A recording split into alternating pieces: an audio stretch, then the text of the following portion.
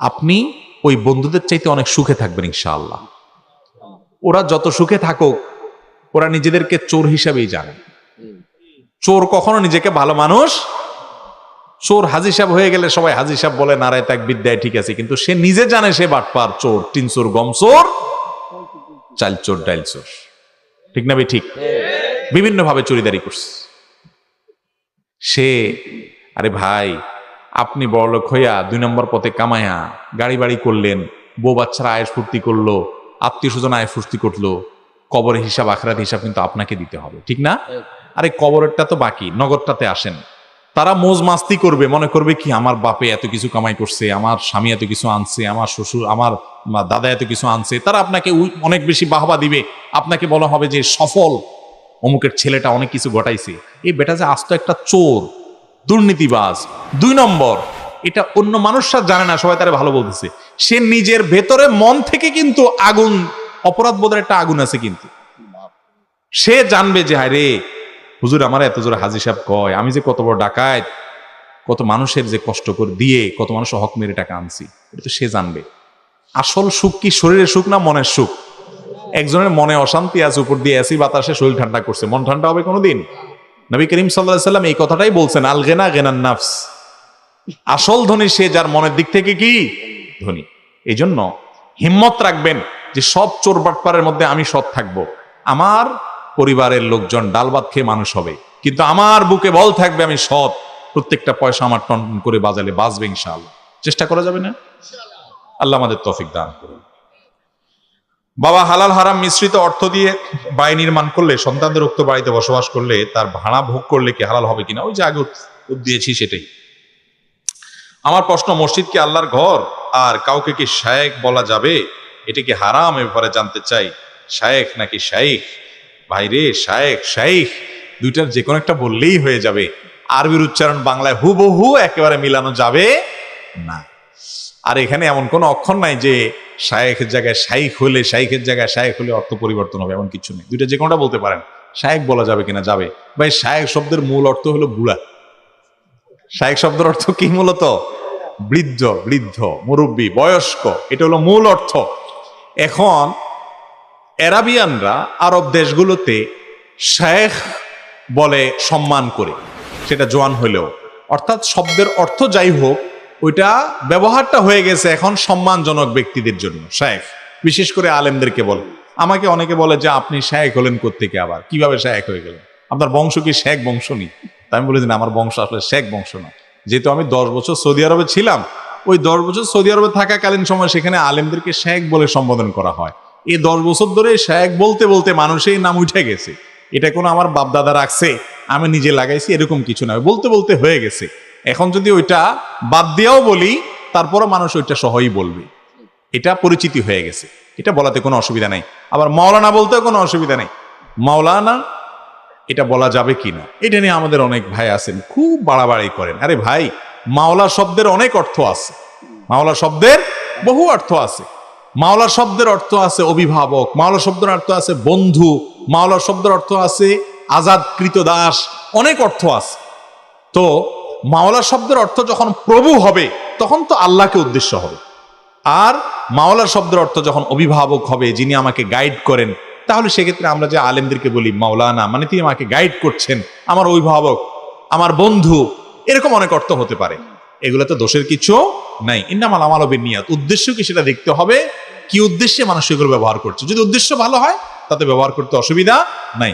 আর মসজিদ আল্লাহর ঘর কিনা, হ্যাঁ, মসজিদ আল্লাহর ঘর। বিভিন্ন হাদিসে মসজিদকে আল্লাহর ঘর হিসেবে আখ্যায়িত করা হয়েছে। আল্লাহর ঘর মানে কি? আল্লাহর ঘর মানে হলো আল্লাহর ইবাদতের জন্য এই ঘর নির্মাণ করা হয়েছে। এটার মালিকানা কার? আল্লাহ। এই জন্যই তো মসজিদ কমিটির লোকেরা, তারা মসজিদের খাদেম, সেবক, মালিক না। মসজিদের কিনা, তারা মালিক না। ইমাম সাহেব, মুয়াজ্জিন সাহেবদের সাথে তাদের আচরণ হবে কেমন? খাদেম সুলভ, যেহেতু তারা খাদেম, মসজিদের আল্লাহর খাদেম। অনেক মসজিদ কমিটির লোকেরা ইমাম মুয়াজ্জিনদেরকে মনে করে তারা আমাদের অধীনস্থ চাকর, আমরা তাদের মালিক। আসলে কি তাই? ভাই, আপনি মসজিদ কমিটিতে আছেন, আপনি মসজিদে নিয়মিত টাকা দেন, আপনার টাকা দিয়েই বেতন হয় ইমাম মুয়াজ্জিনের, মানলাম। তারপরও টাকাটা আপনার না, টাকাটা আল্লাহর। আপনি শুধু আল্লাহর পক্ষ থেকে বন্টন করে দিচ্ছেন ওনাদের। কিভাবে সেটা? সেটা এইভাবে যে আপনি মসজিদ কমিটির সভাপতি হন, সেক্রেটারি হন আর সদস্য হন, আপনি 10 টাকা দেন আর 10,000 টাকা দেন আর 10 লাখ টাকা দেন, এই টাকাটা আপনি কাকে দিছেন? আল্লাহকে দিছেন। এটা দিয়ে বলছেন আল্লাহ আমার আমলনামায় সওয়াব ট্রান্সফার চাই, তাই না? তাহলে তো আপনি টাকাটা আল্লাহকে দিয়ে দিয়েছেন, মালিক কে হয়ে গেছে এখন? আল্লাহর পক্ষ থেকে আপনি একজন কেয়ারটেকার মাত্র। আপনি বাড়িওয়ালা সাজলে হবে না তো। আপনি কে? কেয়ারটেকার। ভাই কেয়ারটেকার কি ভাড়াটিয়ার সাথে দুর্ব্যবহার করতে পারে? কথা বলেন। কেয়ারটেকারের কাজ হলো মালিকের পক্ষ থেকে ভাড়াটিয়ারে কি দেওয়া? সার্ভিস দেওয়া। মসজিদ কমিটির লোকেরা হলো মসজিদের কেয়ারটেকার। আল্লাহর তরফ থেকে আল্লাহর ঘরের কাজটা তারা করে দিচ্ছেন, সব পাবেন যদি নিয়ত ভালো হয়। তারা যদি ইমাম মুয়াজ্জিনদেরকে মনে করেন যে আমার দোকানে 10টা কর্মচারী আছে, আমার ব্যবসা প্রতিষ্ঠানে 50টা আছে, মসজিদে যেগুলো আছে এগুলো আমাদের কর্মচারী, এটা ভুল। আপনি পয়সাটা আল্লাহকে দিয়ে থাকলে এখন আর আপনার সেখানে কোনো সে নাই, এটা মালিক আল্লাহ। আল্লাহর টাকাটা এখন আপনি বন্টন করতেছেন, আপনার টাকা দিচ্ছেন না। কথা কি বুঝাতে পারছি? এই দৃষ্টিভঙ্গি থাকলে মসজিদ কমিটির লোকেরা মসজিদের কমিটি থেকে সওয়াব পাবেন।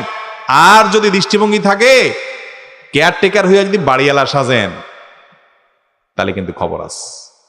ঠিক না বে ঠিক? কেয়ারটেকার বাড়িওয়ালা থাকলে, বাড়িওয়ালা সাজলে চাকরি থাকবে? বাড়িওয়ালা যদি টের পায় কানটা মলে বের করে দিবে না, বেটা বেয়াদব দিছি তোরে আমার বাড়ি দেখাস না, তুই মালিক সাজে বসছিস, ঠিক না? তো মসজিদ কমিটির লোকজন, তুমি আল্লাহর ঘরে সেবা করতে বসছো, তুমি যে মালিক সেজে বসছো, আল্লাহ দেখেন না? না দেখেন? আল্লাহ কান ধরে বাইর করতেছে না, কিয়ামতের দিন কানমলা কিন্তু মিস হবে না। এই জন্য সাবধান থাকবেন। ইমাম মুয়াজ্জিনদের সাথে শ্রদ্ধার সাথে আচরণ করবেন। আলেমদের যে অসম্মান করে সে তার ঈমান নিয়েই তো সন্দেহ তোলার মতো কথা।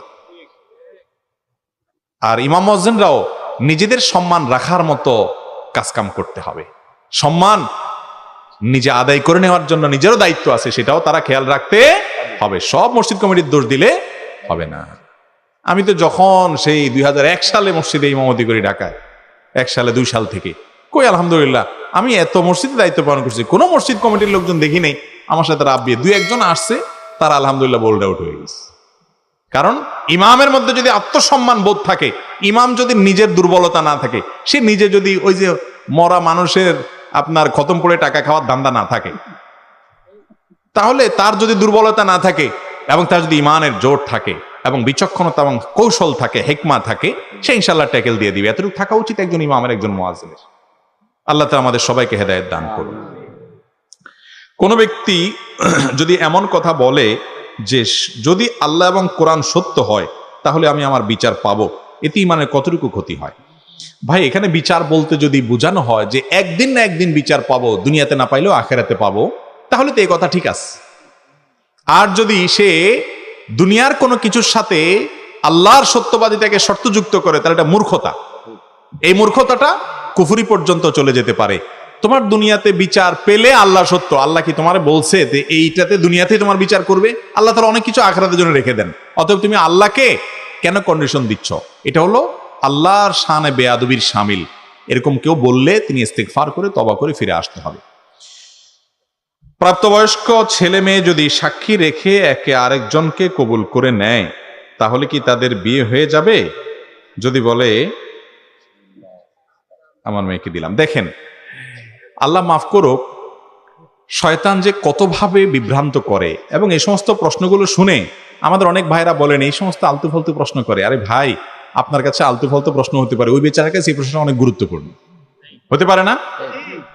একবার রমজান মাসে আমার মনে আছে, আমি দুপুরে মোবাইল, সাধারণত রমজান মাসে দিনের বেলা ফজরের পর একটু এশা টেশা করে তারপর আমরা ঘুমাই আমাদের বাসায় সবাই। তো লম্বা ঘুম দিছি, মোবাইলটা সাইলেন্ট করি। ঘুম থেকে উঠে দেখি একটা নাম্বার থেকে অনেকবার কল, বলে গেছি মানে 15-20 বার হবে, এরকম আরো বেশি হইতে পারে। এতবার কল একটা নাম্বার থেকে। তো তাড়াতাড়ি কল ব্যাক করলাম। একটা মানুষ এতবার কল দিছে, কে কোন বিপদে পড়ছে আল্লাহ জানে। ধরার পরে অপর প্রান্ত থেকে এক মহিলা ফোন ধরলো। ধরার পরে বললাম যে বোন, এতবার ফোন দিচ্ছেন, কোনো অসুবিধা? বলে হুজুর একটা জরুরি মাসালা দরকার আমার। আমি আচ্ছা বলেন। বলে তুমি বলেন যে মাসালা হলো স্বামীর পকেট থেকে টাকা চুরি করা জায়েজ আছে কিনা। আমার রাগ হইল। আমি বললাম যে এটা আপনার জরুরি মাসালা হইলো? আপনি এতবার কল দিয়েছেন, আমি পরেশান হয়ে গেলাম দেখে। এটা একটা জরুরি মাসালা হলো? যাই হোক, ওনাকে মাসালা উত্তর দিলাম, দিয়ে রাখলাম। এরপর আমার স্ত্রী তাকে শুনেলাম গল্পটা। আমি বললাম যে এটা কোনো কথা? এটা বলে জরুরি মাসালা হলো। মানুষ যে কি এতবার কল দিল একটা কথার জন্য, সোজা কথার জন্য এটা। তখন আমার স্ত্রী আমাকে বলল যে তোমার হিসাবটা ভুল হচ্ছে। এমন কেন? বলে যে তোমার কাছে যেটা খুব তুচ্ছ মাসালা, এটা তার কাছে অনেক গুরুত্বপূর্ণ। ওই বেচারি হয়তো স্বামীর পকেটের টাকাটা আজকেই পাইছে, এখনই তার উত্তরটা দরকার। হয়তো আগে কখনো তার স্বামীটা দেখার চেষ্টা করো, তুমি তোমার জায়গা বসে উত্তর দিলে হবে না। তো আমাদের কাছে অনেক ভাইরা প্রশ্ন করেন, এমন প্রশ্ন যে প্রশ্নটা আমাদের অনলাইনে ফেসবুকে অনেকে কমেন্ট করে, এটা কোনো প্রশ্ন হলো? ভাই, কোনো প্রশ্নের কর্তার প্রশ্নকে ছোট করার সুযোগ নেই। সে জানে না দেখি তো প্রশ্ন করছে বেচারা। কত রকমের প্রশ্ন আছে। আর তাছাড়া হাজার হাজার প্রশ্নের মধ্যে ওই লেম 2-4টা আপনার নজরে পড়ছে, আলহামদুলিল্লাহ। আরো তো অনেক দরকারি প্রশ্ন আছে। আর লেম না, আস্তাগফিরুল্লাহ, আমরা লেম না, প্রত্যাহার করলাম এটা। সব প্রশ্নই গুরুত্বপূর্ণ, কোনো প্রশ্নই অগুরুত্বপূর্ণ না যদি কেউ জানার উদ্দেশ্যে করে থাকে, কারণ তা জানার কমতি থাকতে পারে। যাই হোক, মূল কথা হলো যে ভাই, কোনো যুবক যুবতী, অনেকে আছে, অনেক যুবক যুবতীর শয়তান এসে প্রবোধ দেয়। শয়তান তো নানাভাবে বুঝায় যে মুসলমানের সন্তান, জেনা তো করবে না, হারামে তো যাবে না। তো বলে যে ঠিক আছে, নিজেরা নিজেরা বিয়ে পড়ি না। কিভাবে বিয়ে পড়বি? বলে এই 2 কাঁধে 2 ফেরেশতা আছে না, 2জনটা সাক্ষী রাখ। এরকম করে কিন্তু অনেকে। আমার কাছে অনেক প্রশ্ন আসছে এরকম, যে অনেকে নাকি এরকম করে, 2 কাঁধে 2 ফেরেশতারে সাক্ষী রেখে বিয়ে করে। আবার অনেকে বলে যে আসমান জমিনের সাক্ষী রেখে বিয়ে কর, আল্লাহরে সাক্ষী রেখে বিয়ে কর। এখন আবার দেখলাম যে তারা নিজেরা নিজেদেরকে হয়তো সাক্ষী রেখে বিয়ে করার কথা মনে প্রশ্ন করছে।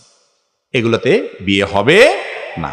এগুলো শয়তানের শয়তানি। আপনাকে নেক্সট শুরুতে শয়তান ধোঁকা দিচ্ছে, জেনা হবে। বিয়ে হতে হলে 2জন প্রাপ্ত বয়স্ক পুরুষ, আপনি পুরুষ প্রস্তাবক পাত্র, আপনি সাক্ষী হবেন না, আপনি তো নিজে প্রস্তাবক। যে প্রস্তাব দিবে, যে কবুল করবে, তাদের বাইরে আলাদা 2জন প্রাপ্তবয়স্ক পুরুষ কি হইতে হবে? সাক্ষী হইতে হবে। সাক্ষী ছাড়া বিয়ে বিশুদ্ধ হবে না। শুধু সাক্ষী হইলেই হবে তা নয়, আবার বিয়ের জন্য আরো যে বিষয়গুলো আছে সেগুলো সম্পাদন করতে হবে। লুকোচুরি করে 2 নম্বরই করে বিয়ে করবেন না। আরে যুবক, জীবনে একটা বিয়ে, কেন 2 নম্বরই করে সেটা কালিযুক্ত করবেন? সুন্দর করে করবেন, পয়সা করে কামাই করেন। আর বিয়ের আগে যে এই আজাইরা অবৈধ যে প্রেম শয়তান সৃষ্টি করে, এটা আপনাকে বিপদগামী করার জন্য করে। মুসলিম যুবকের তারুণ্যকে ধ্বংস করার জন্য ইবলিসের সবচেয়ে বড় পথ, হাতিয়ার হলো এই জেনার পথ। এটা থেকে বেঁচে থাকা আজকাল কঠিন হয়ে গেছে। সংগ্রাম করতে হবে এবং জমায়ে রাখেন নিজের ভালোবাসাকে বৈধ ভালোবাসার সময় ব্যবহার করার জন্য। আল্লাহ তাআলা আমাদেরকে তৌফিক দান করুন। তাহলে এরকম নিজেদেরকে নিজেরা সাক্ষী বানাতে না, বিয়ে করলে কি হবে না? বিয়ে বিশুদ্ধ হবে না।